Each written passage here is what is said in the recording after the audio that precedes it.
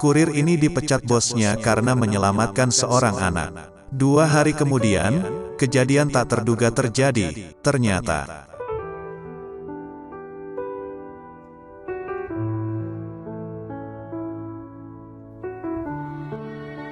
seperti kata pepatah, apa yang kau tanam itulah yang kau tuai. Mungkinkah menanam pare akan menghasilkan kacang? Jika yang kau tanam itu adalah kebaikan, maka hasil yang engkau dapatkan itu juga berbuah baik. Sebaliknya juga demikian. Siklus sebab akibat itu tak pernah bias atau menyimpang. Baik dan jahat itu pasti ada karmanya, bukannya tidak membalas, tapi belum tiba saatnya.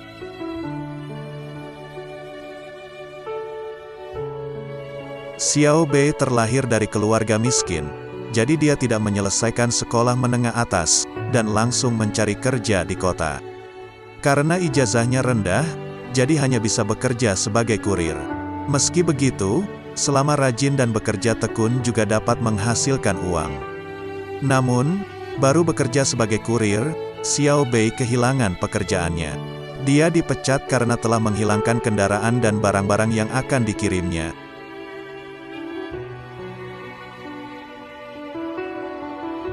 Kisah itu terjadi saat Xiao Bei sebenarnya sedang libur kerja, tapi saat itu ia terpaksa bekerja mengantar barang, karena menggantikan rekan kerjanya yang punya urusan keluarga.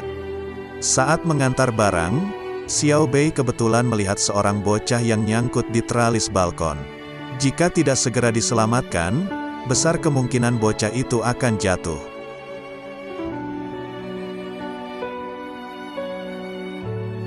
Banyak orang yang melihat peristiwa itu, tetapi tidak ada yang berani naik untuk menyelamatkan si bocah, hanya menelepon petugas pemadam kebakaran, namun, mungkin sudah terlambat saat menunggu tibanya tim penyelamat.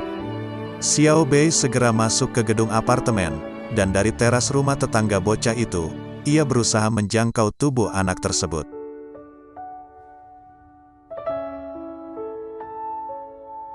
Tanpa pengaman apapun, ia memberanikan diri melakukan aksi penyelamatan nekat yang berlangsung dramatis itu. Namun, usai menyelamatkan si bocah, motor 3 roda berikut barang-barang kiriman yang diparkir di bawah telah raib. Xiao Bei segera menelepon atasannya menceritakan peristiwa itu. Namun, ia dimarahi habis-habisan, dikatai sok pahlawan, dan dia pun dipecat, juga disuruh mengganti barang-barang pelanggan yang hilang.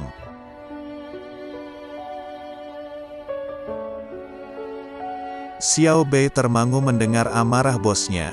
Uang sepeser tidak dapat, malah harus mengganti rugi uang sebanyak itu. Sementara ia sendiri membutuhkan uang yang tidak sedikit, untuk biaya pengobatan ayahnya yang masih terbaring di rumah sakit. Di tengah kesedihannya, ia harus menerima kenyataan itu dan berusaha mencari cara mengganti semua barang-barang pelanggannya.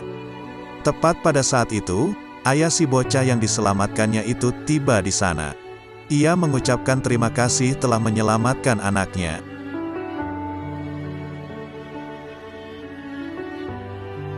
Ketika mengetahui Xiao Bei kehilangan pekerjaan dan harus membayar ganti rugi barang-barang yang telah hilang itu, dia langsung berkata, "Kamu adalah penyelamat anakku, jadi masalahmu pasti akan kubantu."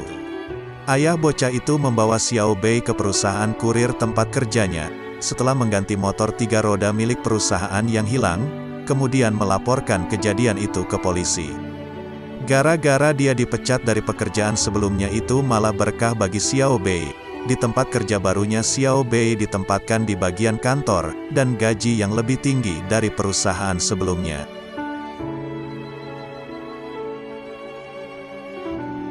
Ternyata ayah dari anak itu adalah direktur sebuah perusahaan. Dan anak yang diselamatkannya itu adalah putranya satu-satunya. Jadi sebagai bentuk ucapan terima kasih dan membalas budinya, ia secara khusus memberi peluang pada Xiao Bei untuk mengembangkan karirnya. Xiao Bei tak menyangka, perbuatan baiknya itu telah membawa berkah untuknya.